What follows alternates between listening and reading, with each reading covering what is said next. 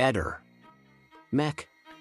Pallister. Quando hai conosciuto Sebastiano? Nell'ottobre del 2015 lei con lui è venuta a una commemorazione mia e di altri 3 amici che dopo eravamo finiti tutti assieme in una pizzeria di Muggia ed era la primissima volta probabilmente che ci vedevamo. Siamo non ignorati né baciati in bocca, insomma.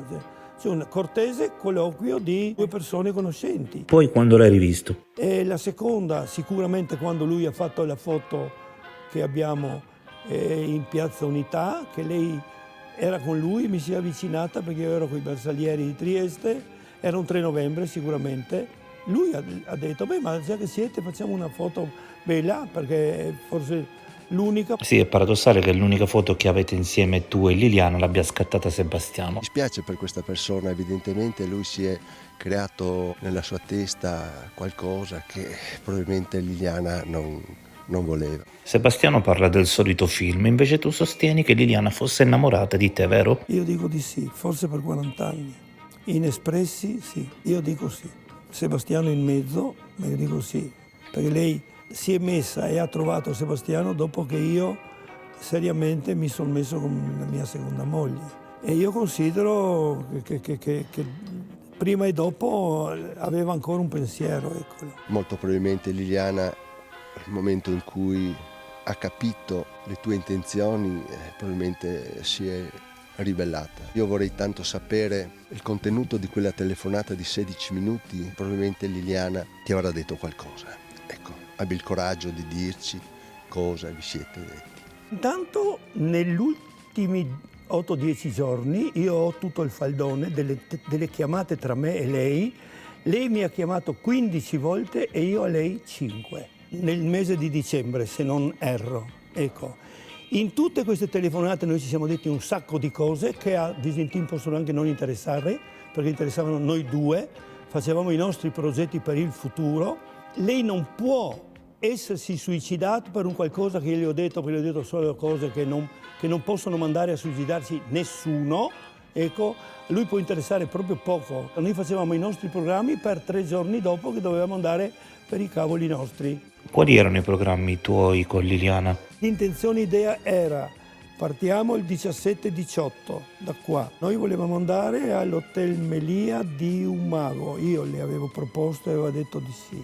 Con prezzi irrisori per un 5 stelle, proprio 36-39 euro, mezza pensione. Sebastiano, hai sentito, Liliana era in partenza per Umago. Con te non sarebbe andata da nessuna parte? C'era questa prospettiva di andare in Brasile, avevamo parlato con l'agenzia, il biglietto me l'avevano già dato i costi, che veniva circa 750 euro a testa, e dopo è finita così. Chi ci teneva di più a questa relazione, Claudio, tu o Liliana? L'ho fatto più per lei che per me, volendo parlare adesso, non per rinfacciare. Cioè, io sapevo del suo interesse verso di me, è diventato mio nei suoi confronti dopo il 25 ottobre.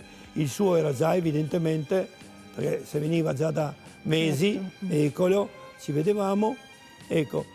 E io, è chiaro che anch'io ho preso una decisione, non da poco, perché cominciavo a mettermi seriamente, ufficialmente, con una terza donna nella vita. Lei veniva a stare a casa mia semplicemente, se noi dovevamo. Lei mi aveva detto che entro il 16 glielo diceva, perché il 16 di dicembre era un anno della morte di mia moglie. Era una data simbolica? Non era tanto simbolica, la simbolica era il 19 dicembre, che era 40 anni della nostra prima volta. E a un certo punto ha iniziato a traslocare verso casa tua. Si è presentata a casa mia verso metà novembre col pacchetto preso appena di lenzuola, di flanella. Ha detto, beh, la prima cosa che io porto nella mia casa. Non c'è una minima prova di quello che dice Sterpin o quello che dicono anche gli altri. Non ci sono prove.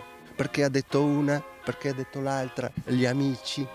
Ci sono prove? No, solo quello che hanno detto loro. Claudio, ci sono dei comportamenti molto strani di Sebastiano. Lui, prima di andare in polizia a denunciare, mi ha bloccato. E il 19 mi ha chiamato lui, il telefono ha suonato, io ho risposto una parola tenendolo là, ma dopodiché ho detto non so se ho chiuso io, lui o insomma si è interrotta la comunicazione. Liliana generalmente portava la fede? Ma in genere la portava. Un argomento che trattammo tanto tempo fa. Quando Liliana viene ritrovata c'è ancora il segno della fede sulle sue dita. Vuol dire che l'aveva addosso. E voi due avevate l'abitudine di tenerla o di togliere la fede? La mia non la tolgo mai, come lei non toglieva mai la sua. Punto. Quindi il fatto che quando viene ritrovata non ha la fede non è una cosa estremamente normale? Sicuramente no. Liliana aveva dei problemi che tu sappia? Se aveva dei problemi, secondo me me li avrebbe detti. E non credo, Liliana non era tipo, non so cosa può aver scatenato dentro di lei qualcosa. Io non credo assolutamente nel suicidio, non lo crederò mai, guarda. Beh, tu in passato tante volte hai parlato di suicidio, quindi adesso pensi che qualcuno gli ha fatto del male? Questo ce lo diranno gli inquirenti, dai. Io voglio sperare che la dottoressa Cattaneo riesca a dimostrare due cose. Quando è successo, la sua fine e come. Intanto, per ora, bastano queste due. Ecco, se lei non si è suicidata ed è morta il 14 dicembre, come tutti noi crediamo, il suo corpo è stato occultato, per cui è occultamento di cadavere, e 3 settimane dopo è stato messo in bella mostra. Lei non poteva andare a suicidarsi là in quella maniera, non avrebbe potuto arrivare dove è stata trovata, cioè suicidarsi là, senza aver fatto un segno, ma non sul viso sbattendo contro gli alberi, ma su se stessa, sui vestiti che aveva, sulle gambe.